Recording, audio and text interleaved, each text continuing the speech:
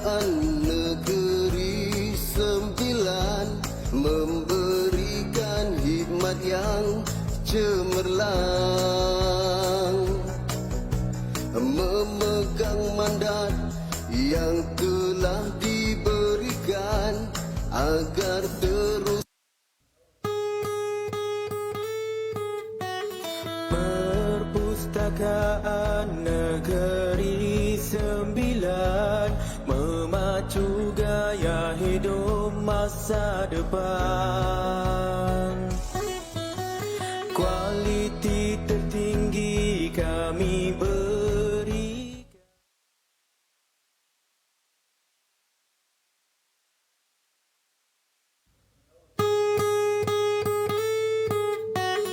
Perpustakaan Negeri Sembilan memacu gaya hidup masa depan.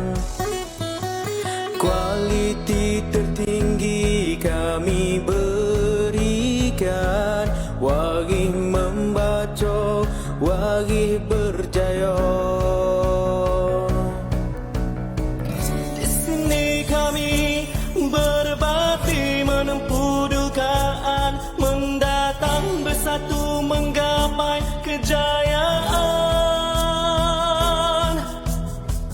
memegang amanat yang diterima, memupuk budaya, membaca agar tersemat di jiwa. Marilah kita berganti baru sekata, memegang amanat yang telah diberi.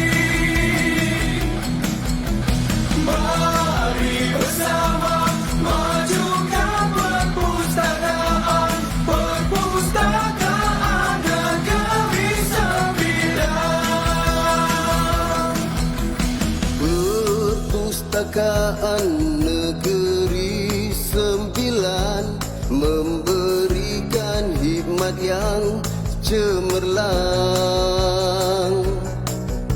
memegang mandat yang telah diberikan agar terus melangkah dan berjaya. Di sini kami berbakti menempuh dugaan, mendatang bersatu menggapai kejayaan, memegang amanat yang diterima, memupuk budaya, membaca agar tersemat di jiwa. Marilah kita berganti baru sekata, memegang amanat yang telah diberi.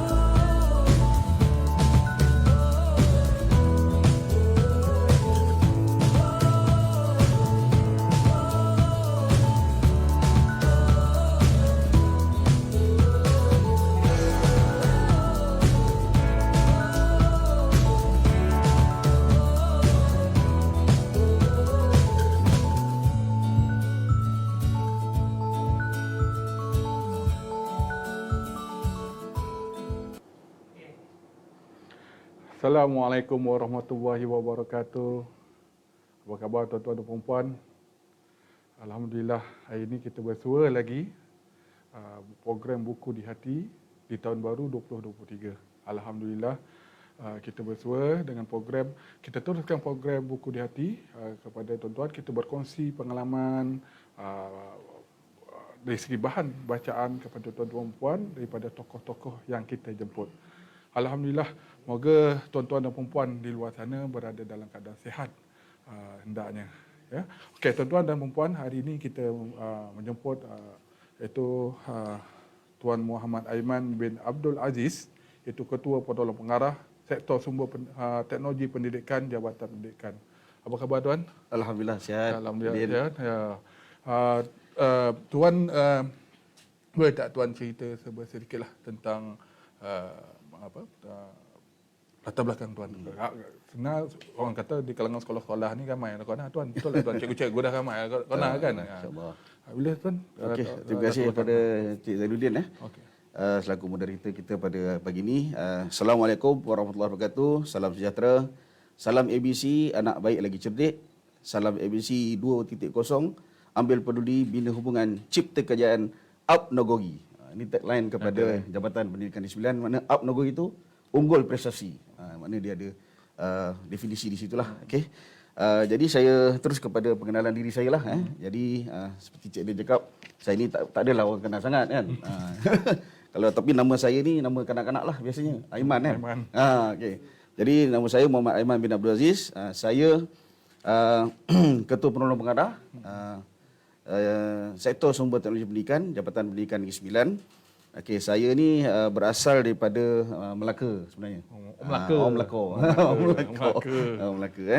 Jadi kampung asal saya adalah kampung Jembatan Duyung. Pernah sampai Jembatan Duyung? Kat Jembatan Duyung tu ada sejarah dia di situ. Saya boleh lopeh pun Bandar Hili. Oh, Bandar Hili. Bandar Hili tu memang famous lah kan. Bandar Hili lopeh. Jembatan Duyung ni terletaknya Perigi Hang Tuah. Oh, kat situlah tempatnya dulu persilatan Melayu di situlah. Jadi orang kampung tu memang pandai sebab semua minum air Perigi Hang Tuah.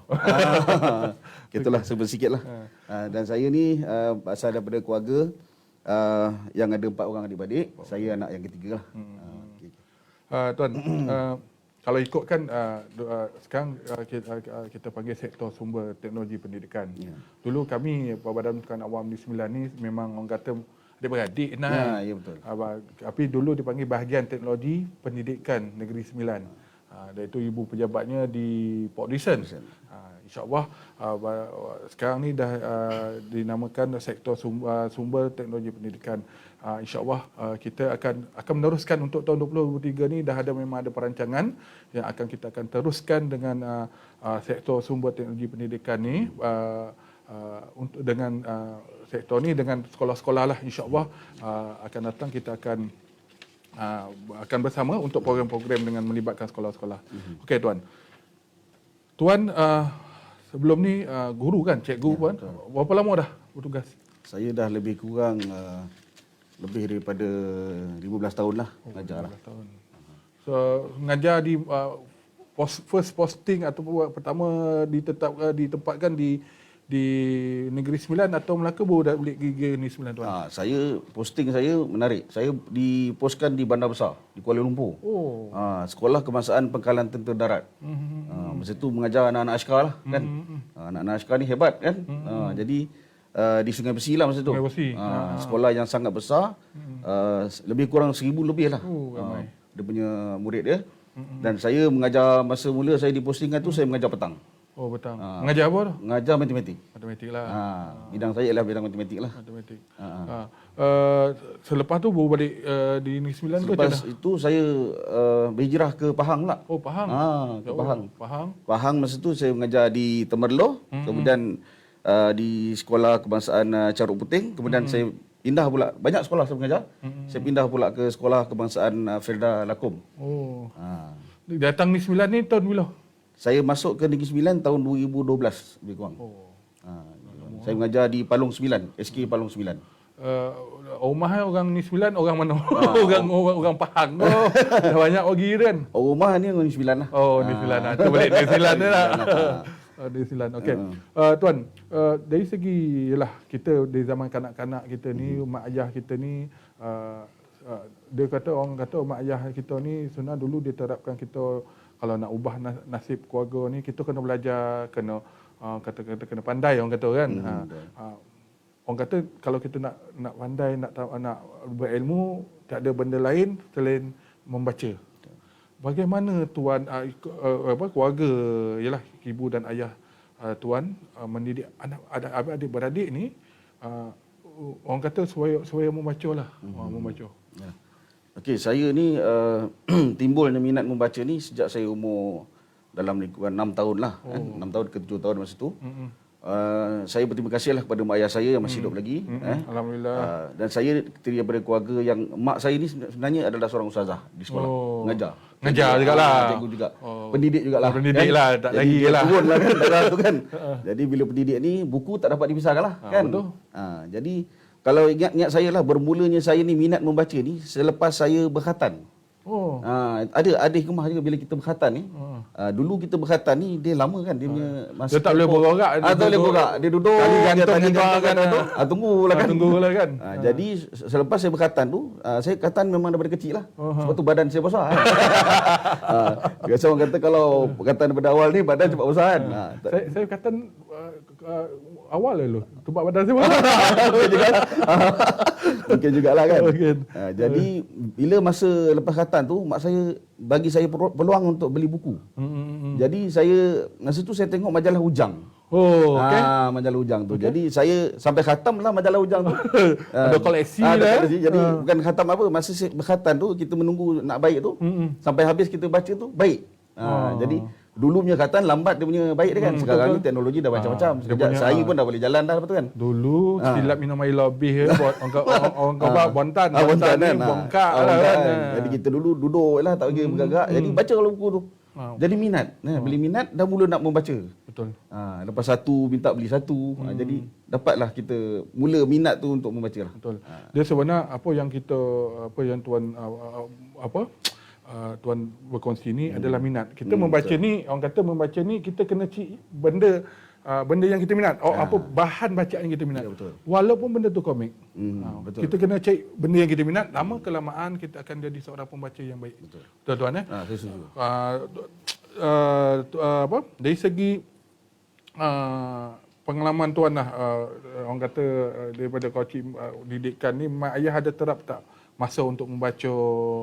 Adakah sepanjang masa, kadang-kadang kita ni kalau dulu lekor dek TV pun 1, 2, 3 dulu kan, lekor. Adakah diterapkan pukul ni sekian-sekian membaca? Ada dekat mana tu? Ada pengalaman saya lah. Mak ayah saya ni dia tak adalah tetapkan masa untuk kita membaca lah. Tetapi kerana kita minat membaca tu, bila masa lapang, masa tu kita baca. Dulu pun kita tak ada Astro dan sebagainya lah, kan. Jadi TV pun tak berapa menarik kadang-kadang kan. Jadi yang menariknya cerita kartun je. Kan? Itu berkumpul pukul 5 tu duduk pukul 5 tu memang masa kita lah tu. Tapi sebelum tu, masa tu kita baca buku. Kadang-kadang saya ni masa dah mula membaca tu, saya tengok dekat rumah saya ni dia ada rak buku lah. Betul. Jadi kadang-kadang kita selak-selak lah buku yang sedia ada. Kadang-kadang baca je tak faham kan. Betul. Jadi kita baca lama-lama minat untuk mengetahui apa yang ada dalam buku tu lah. Betul. Yang tuan dah ada, orang kata dah ada daripada coaching yang tu. Macam anak-anak tuan adakah diterapkan orang kata supaya menjadi sikap membaca ni macam tuan alami sebelum ni? Okey, untuk zaman anak kita sekarang ni dia ada cabaran sikit lah. Betul. Kan bila kita nak macam kita dulu membaca, sekarang ni lebih kepada gadget. Betul. Kan, handphone dan sebagainya. Banyak lagi sumber-sumber lain lah kan. Tapi dalam masa yang sama, daripada kecil ni kita belikan dulu buku. Belikanlah buku apa-apa pun, buku yang bergambar kan, daripada ikut dia punya umur dia. Jadi kita bagi dia buku yang berkaitan dengan dia, jadi supaya dia minat. Macam anak yang kecil, kadang-kadang anak saya dulu dia suka koyak buku. Biarlah, tak apa. Dia koyakkan buku. Kita beli buku dia koyak kan. Dia doket buku sekarang lah. pun buku dah murah, kedai RM2 pun banyak kan. Betul. Dia koyak kita tak rasa sangatlah kan. Kalau dia beratus tu tu apalah sikit kan. Jadi biarkan dia bersama dengan buku. Tapi saya tengok bila dia dah koyak, kadang-kadang dia ambil balik dia tengok. Apa yang dikoyakkan tadi. Betul. Jadi dia mula minat dengan buku lah. Itu kita punya cara lah, kaedah kita. Macam tuan bahan bacaan yang tuan minat lah. Daripada kocik dulu bahan-bahan bacaan ringan macam betul. Ujang apa semua. Dan sekarang ni kalau masa waktu tuan sekarang ni apa bahan bacaan yang tuan suka? Okay, saya daripada kecil dulu macam yang cerita tadi buku-buku yang komik kan.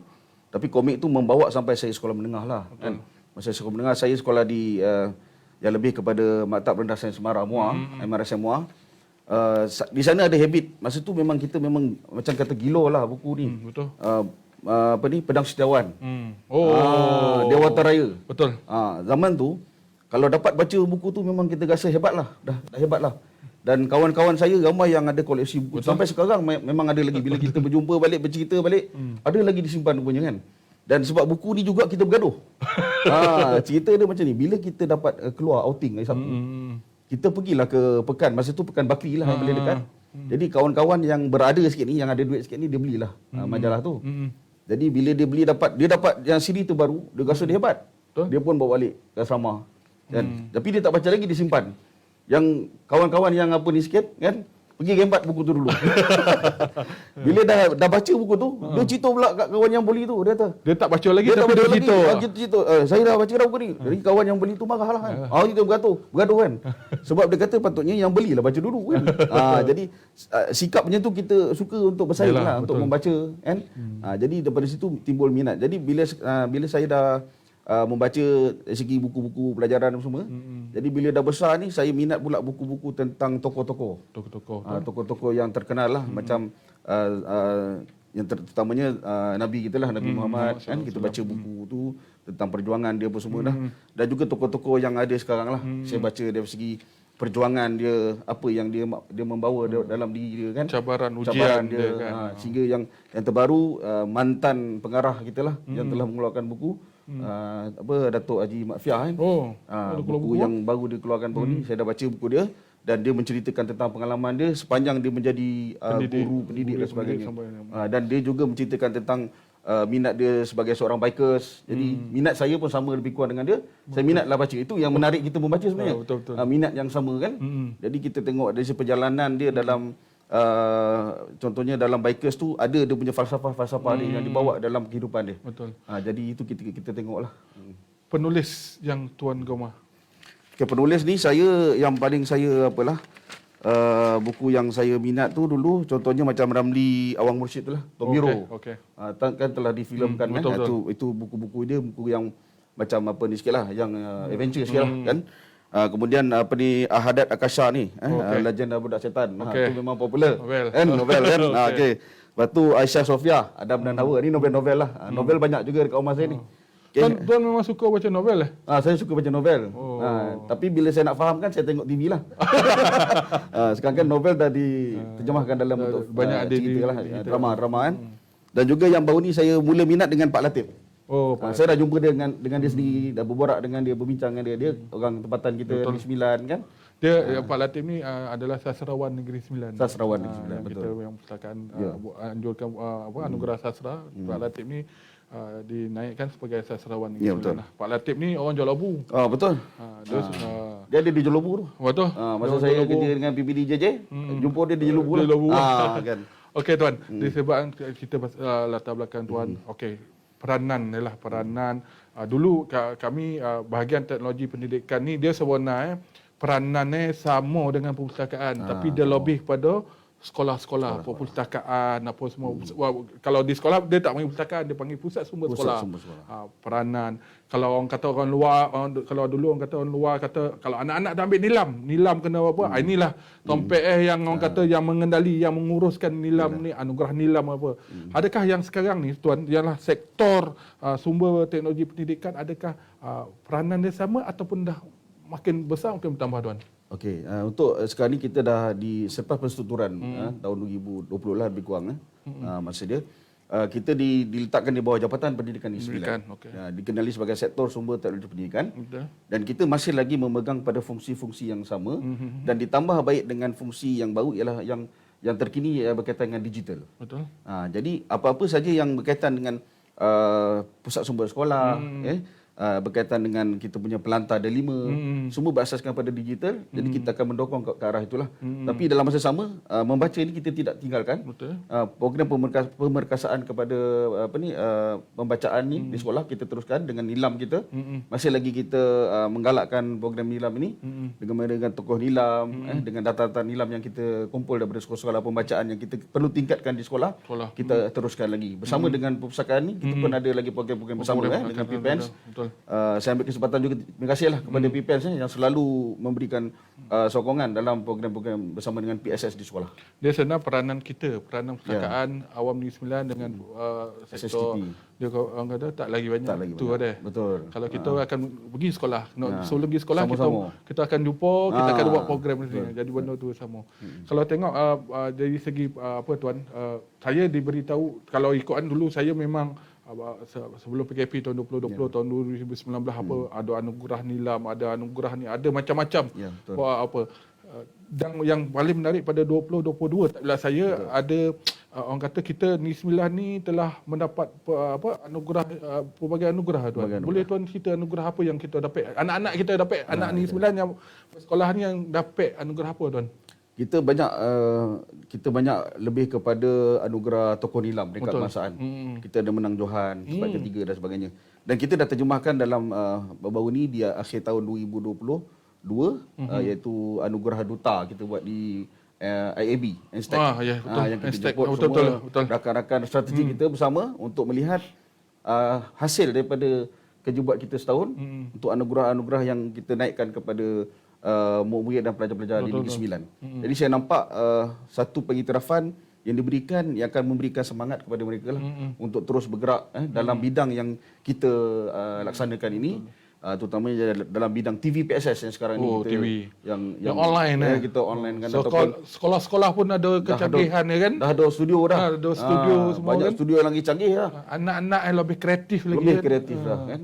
Bagus. Dan kita dah menggalakkan supaya dia mula mengembangkan di peringkat sekolah dari segi penghasilan juru acara dan sebagainya yang boleh bercakap kan, menjadi temu ramah untuk menemu ramah tokoh-tokoh. Jadi diorang dah mula ada, tapi semua ini berasaskan kepada pembacaan sebenarnya. Betul.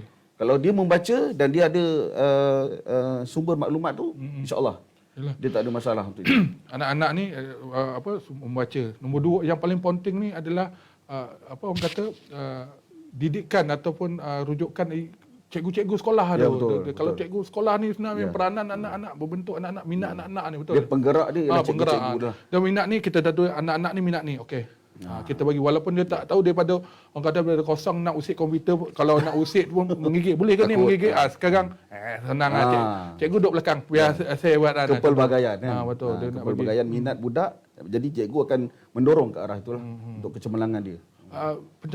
pencapaian terbaik di orang kata sektor teknologi pendidikan ni yang untuk tahun 2022 ni apa yang paling terbaik yang telah dicapai? Yang terbaik ini kita ada menang anugerah PSS terbaik lah.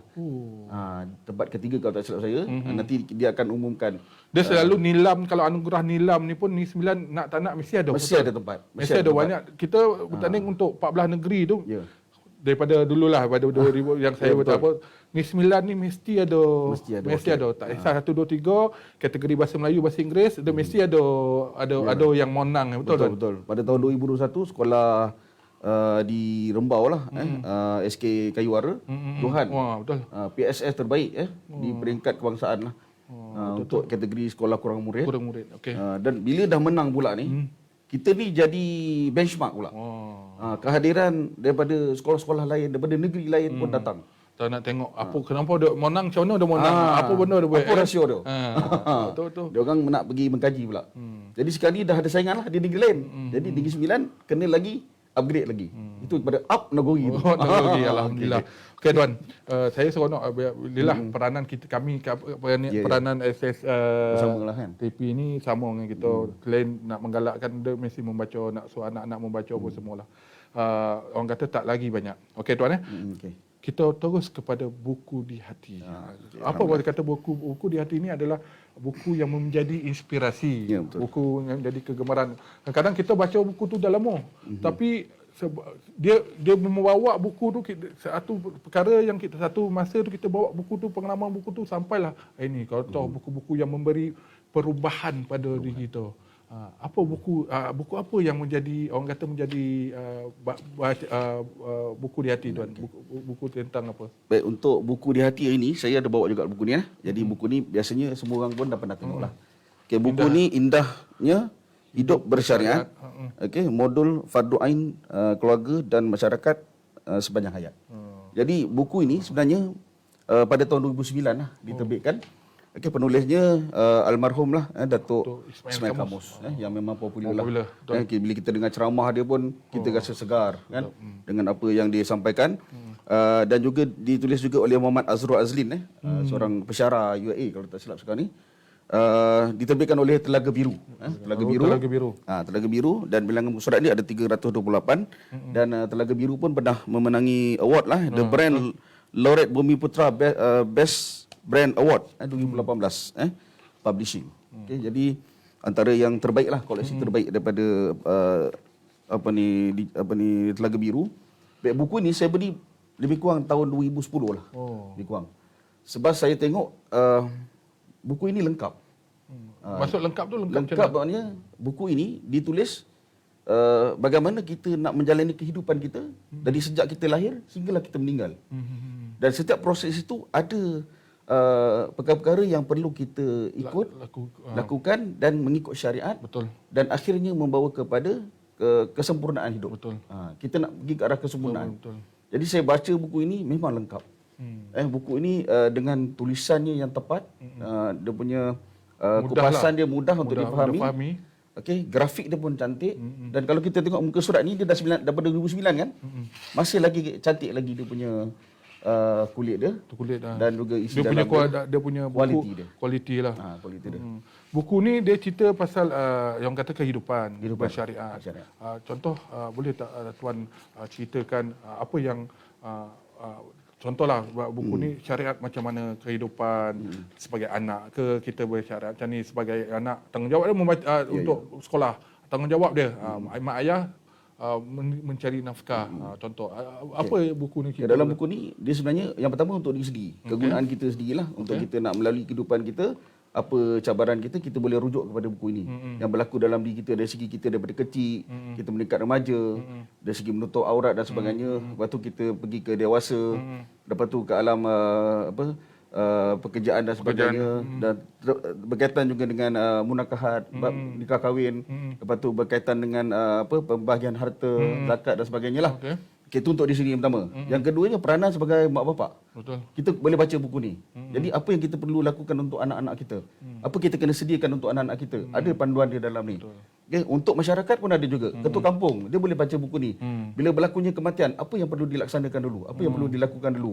Okay. Sebagai imam, apa yang dia nak buat ataupun apa yang dia perlu lakukan sekiranya dia nak menjalankan satu-satu proses dalam pekerjaan dia sebagai imam.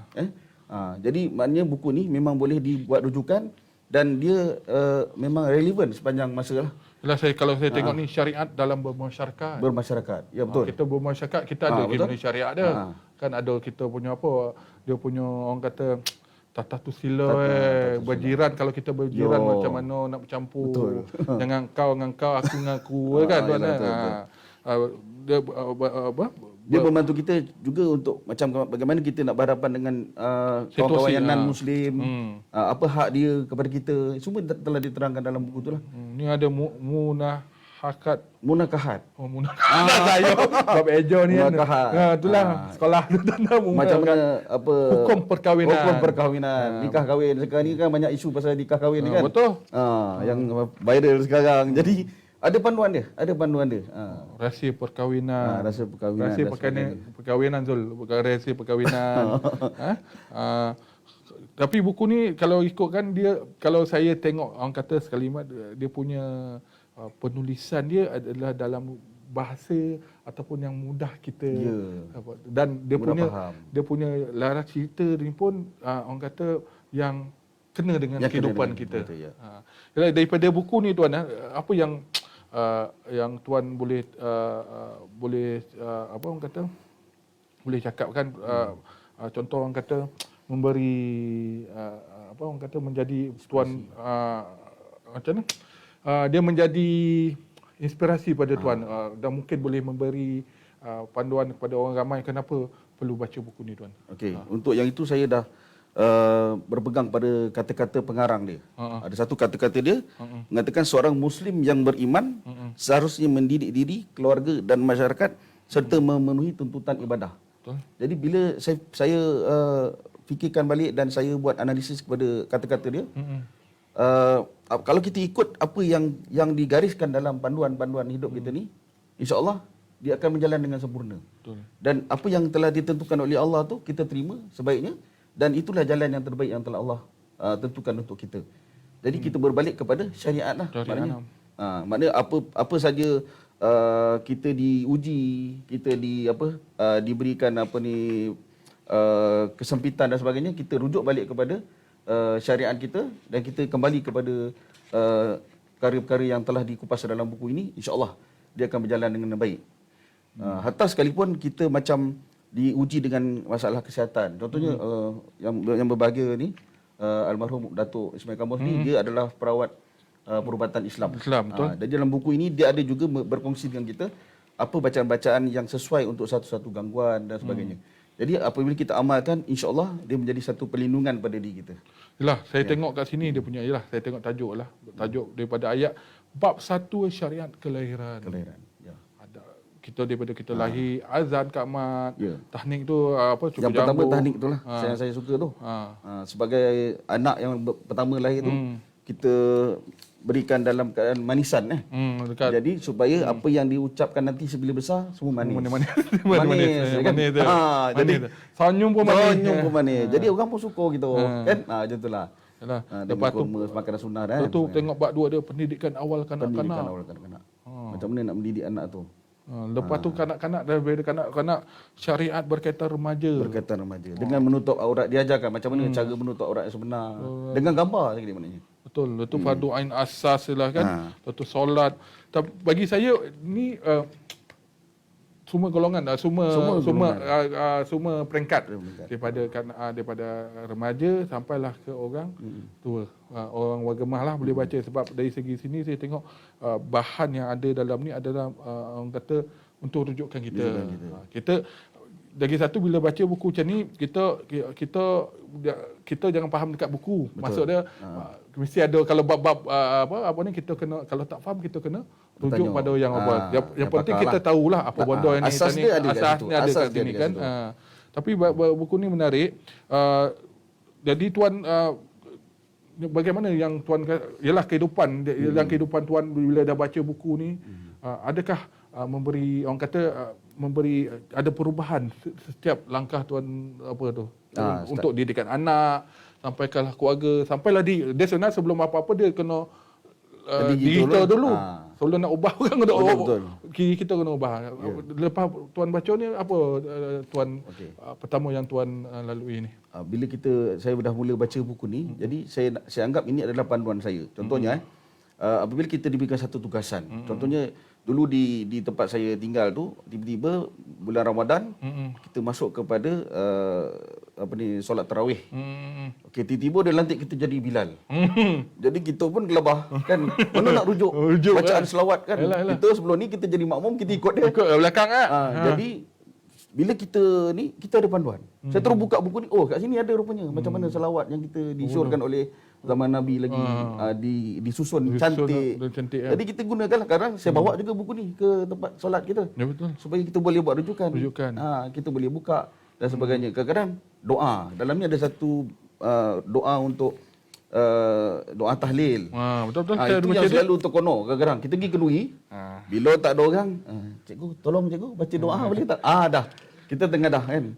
Jadi kadang-kadang bawa lah bekal buku ni kan. Cuba buka, ada doa tahlil. Jadi senang kita buat rujukan. Ya, betul. Ada doa. Dia kegunaan tu apabila kita menjadi emergency katanya. Selain daripada itu juga saya nampak buku ni sesuai sangat untuk budak-budak di asrama. Okey, kadang-kadang bila di asrama ni kita ada solat maghrib berjemaah petang tu, maghrib tu lah. Jadi antara maghrib dan isyak selalunya ada pengisian. Jadi kalau ada buku ini, jadi just dia baca je kat depan untuk disebarkan kepada ahli jemaah dia di surau dan sebagainya lah. Jadi di peringkat sekolah dia dah settle lah untuk pengisian dia. Pengisiannya. Sebab dia just baca pun saya rasa lebih mudah faham kan, macam Cik Din baca sekarang ni dah faham dah kan. Okey. Doa ketika bercermin. Ni tengok apa lah muka dan muka dud kita dia dah suruh bersyukur tu kan. tu nampak berseri selalu tu. Berseri lah ada nak menghadap cermin kan ada doa kan. Okey tuan, saya rasa buku ni amat menarik untuk tuan-tuan dan perempuan ikutilah sebab memberi inspirasi kepada kita dan keluarga. Tuan apa yang boleh tuan cakap, orang kata kesimpulan daripada buku ni, apa yang boleh dikongsikan kepada orang di luar tuan? Bila orang kata memberi dorongan orang luar untuk membaca buku ni tuan. Okey, untuk golongan yang ada di luar lah kan. Jika dia nak mendalami lagi tentang Islam dan agama dan juga kehidupan kita yang lebih baik. Jadi kalau kita boleh baca dalam buku ini, maknanya dia telah disusun dengan cantik lah. Dengan mengikut peringkat-peringkat dan sebagainya. Mungkin di rumah sekarang ni kita banyak kepada yang telah mewujudkan home library. Bolehlah isi buku ni di rumah supaya anak-anak boleh tengok dan sebagainya kan. Dan juga bila dia dah tengok, dia dah baca, mungkin dia akan tanya dengan mak ayah, apa maksud ini, apa maksud ini, dan kita boleh terangkan sebab benda tu ada dalam buku ni. Maknanya kita tak perlu nak mencari yang lebih tempat lain, kita terus boleh refer pada buku yang ada lah. Mana menjadi iktibar motivasi boleh menjadi rujukan kepada semua. Dekat rumah lah. Okey tuan. Yalah untuk yang terakhir lah tuan, kita dah cerita pasal membaca tuan, pasal SSTP, kita dah cerita pasal buku. Kita ni nak jadi, yalah pandangan tuan dah, orang kata cikgu ni pengalamannya lagi bosan sebab dia jumpa anak-anak sampailah besok. Kadang-kadang anak-anak kecil sampailah anak-anak dah kerja tu kita jumpa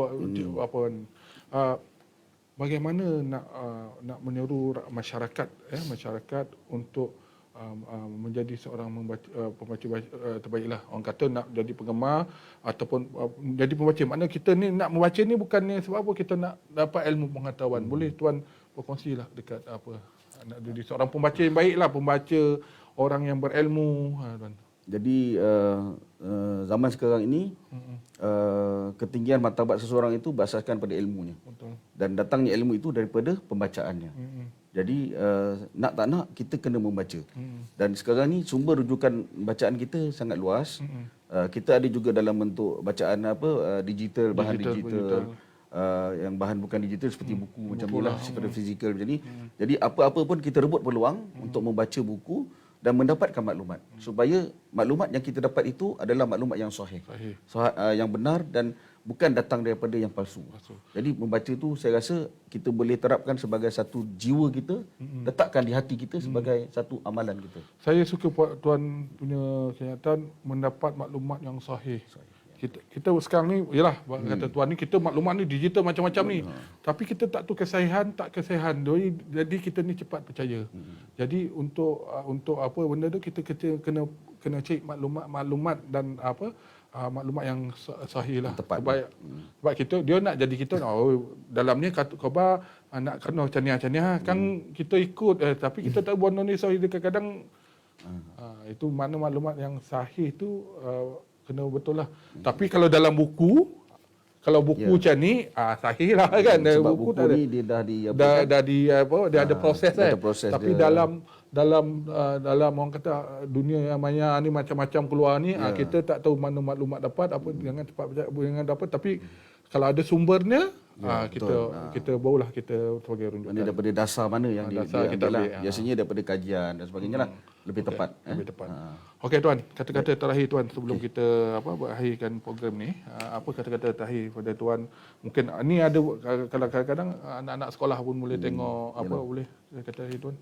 Jadi pertama sekali saya mengucapkan jutaan terima kasihlah kepada PPENS yang menjemput saya di rancangan ini. Sebenarnya bukanlah kelayakan saya lah untuk bercerita tentang buku ini kan.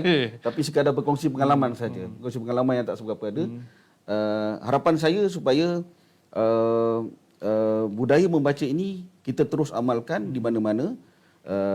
dengan didokong oleh pihak kerajaan dan juga ibu bapa. Okay, contohnya kerajaan di sekolah, di mana-mana institusi galakkan kepada semua kaki tangan kita membaca dan menyampaikan ilmu itu bertepatan dengan apa kita baca. Kemudian jadikan sudut-sudut bacaan kita lebih banyak. Saya ada juga mencadangkan supaya di mana tempat-tempat awam kita adakan sudut bacaan. Contohnya di kafe dan sebagainya kan, supaya kita nampak di situ adanya budaya membaca, adanya perjalanan ilmu itu dan juga adanya pertambahan maklumat di situ. Betul. Dan supaya apa yang kita cakap ataupun kita ungkapkan itu berasaskan kepada maklumat yang kita ada. Yang tepat dan sahih lah. Berdasarkan pada pengetahuan kita. Okey, itu saja Tuan. InsyaAllah. Okey Tuan, saya mengucapkan pada Pustaka Awam Negeri Sembilan mengucapkan terima kasih kepada Tuan Aiman bin Abdul Aziz, iaitu Ketua Petolong Pengarah Sektor Sumber Teknologi Pendidikan Jabatan Pendidikan Negeri Sembilan.